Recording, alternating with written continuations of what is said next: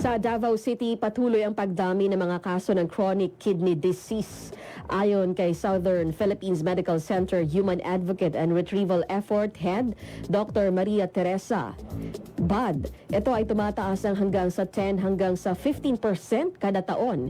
Ito ay ayon kay BAD ay nakakaalarma. Binigyang diin ni BAD na isa ring nephrologist na solusyon sa patuloy na pagdami ng chronic kidney disease ay ang maagang detection.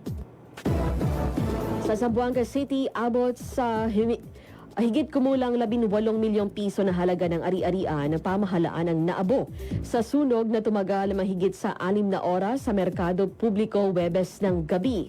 Sabi ni Zamboanga City Fire District Marshal Superintendent Leo Piquinto, tinupok ng apoy ang dalawang mga commercial buildings kabilang na ang seksyon ng gulay at prutas.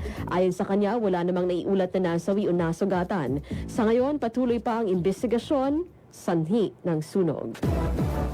Sa Butuan City, arestado sa sabay-sabay na operasyon ng Surigao del Sur Provincial Office at MGB ang tatlong mga umano'y illegal miners.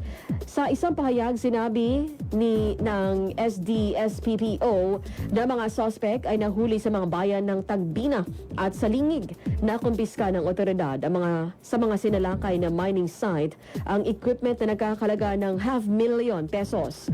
Ang mga hinuling illegal miners ay nahaharap sa kasong paglabag sa Philippine Mining Act of 1995.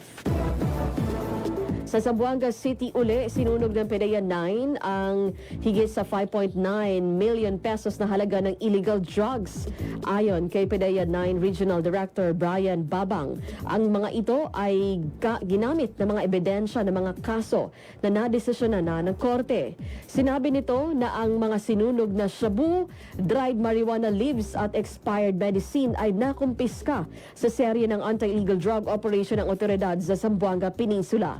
Matatandaan na noong nakaraang taon, sinunog din ng PDEA ang mahigit sa 9 million pesos na illegal drugs na pinakamalaki sa Region 9.